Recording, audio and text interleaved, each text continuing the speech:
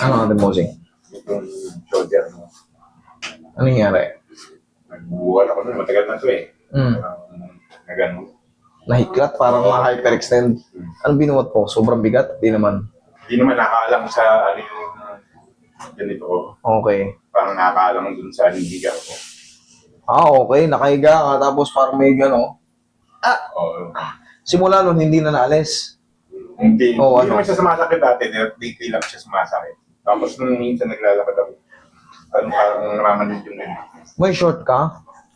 Wala, naka-boxers ako. May short ba ako? Yan, tanima, par. Kasi, namamanid-manid yung paa mo. Sayang yan eh. Pag hindi tinamaan eh. Yo, sige. Upo ka muna, sir. Dito naman, nahiklat. Mga ilang linggo na to. Oo, matagal na siya eh. Pero months na siya nung sumakit. Months na siyang sumasakit talaga. Oo. Pero wala kang bang maalala kundi yun lang. Oo, wala na. Sige nga, tingnan ko nga nag-frozen ba? Yun, hindi naman siya frozen. Ito sa dulo siya tumitigas. Kasi ito, ayan, diretso. Okay. Sa dulo, yan, may tightness sa dulo. Pero mas madali yan. Hindi mo nga rin magkanto eh. O kasi nga, yung dulo may ano eh. Ibig sabihin, may problema. Pero mas madaling ayusin yan kumpara sa mga yung angat ay ganito lang. Tapos sumusunod yung katawan. Ano nga, bakilay ba? Possible. Umusog yan na hindi nakabalik. Ngayon, syempre, kahit sa walking lang, tignan nyo oh. Sinong naglalakad ng ganito? Yung nakaipit? Wala. Lahat yan. Pag may sira yung joint mo sa kamay, yung sa siko, o sa kilikili, sa walking lang, di para tayong timang no, pag naglakad tayo na nakadikit yung kilikili. Doon pa lang, nadadamage siya. Siyempre, pag wala, para lang ano yan, makina. Wala sa timing, pag ganahin mo, siyempre, katagalan, mapupudpud yung pyesa. Ganon din sa atin. Yung iba nangangapal, yung iba napupudpud.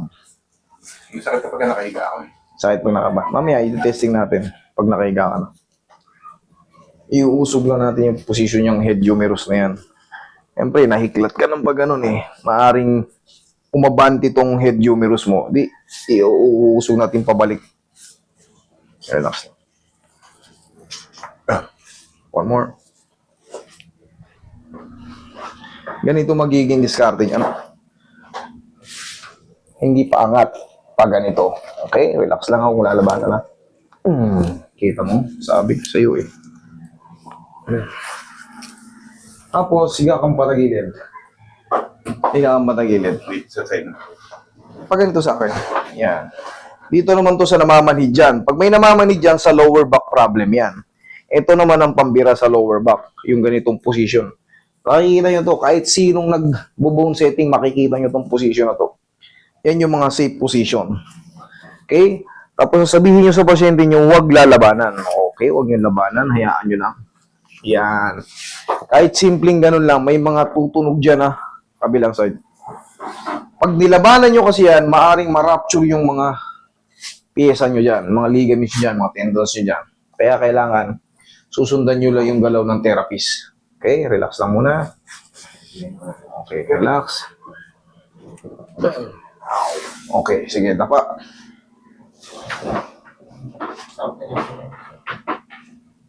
Feeling niyo po yung dalawa. Yeah. Kaya niyong nakaganyan? Hindi naman. Hindi kaya?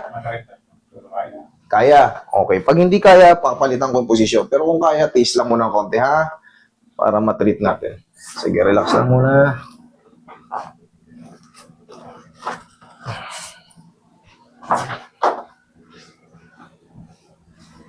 Ano nangyari dyan, sir, sa tahi na malaki na yan?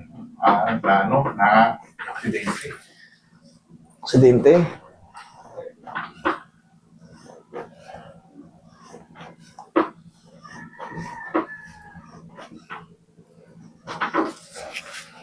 Gaya ng, anong aksidente yan? Nahiwa yun siya. Ah, okay. Hindi yung mga car accident, motor accident. Hindi sa alamin. Okay. Okay, relax lang.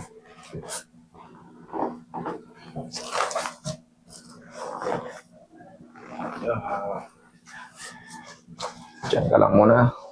Sige, Roy. Birayin mo yung likod ni sir. Ihaya ka, sir.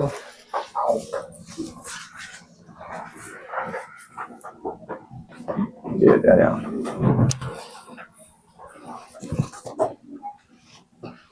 Sige, lagay lang. Tapos tumulak mo. Oh, Yan, lagay sa tiyan yung kamay. Yan. Relax lang muna.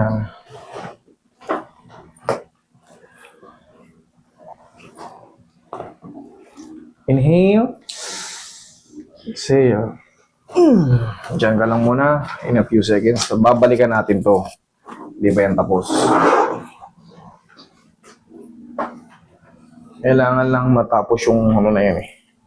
Para yun dun sa spine. Para yung mga ground dyan.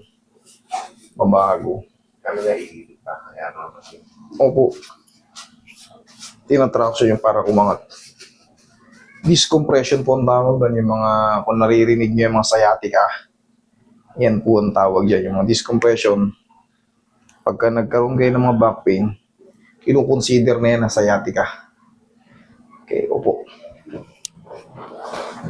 Wait lang.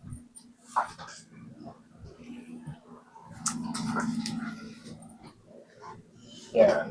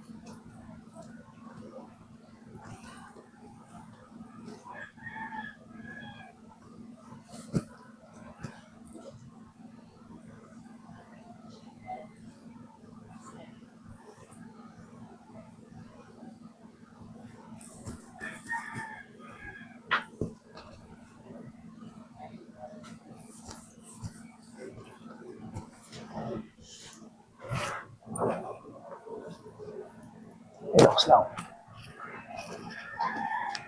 Yun. Tapos, ang exercise nito, sir, ganito. Okay yan. Mas malambot na yan. Check mo yun. Humiga kang patihaya. Kanina, di ba, umaray ka? Sige. Oh. Maaaring may matira dyan na pain ng konti, pero in a few days, habang lumilipas yung mga araw, syempre, sa tagal ng panahon, nag-create ng mga maaaring swelling yan ng konti sa loob or inflammation. In a few... Bumuhat ng bigat. Pwede kong bumuhat ng bigat. Pansamantala ngayon, wag lang ngayon. Kasi kababalik lang eh. Baka umaya. Kasi syempre may ano na yan, may old position eh. Yun yung dati eh. Syempre ngayon, nakita mo, inaangat natin. O, kita mo, nawala yun. Okay? Sige. Thank you so much.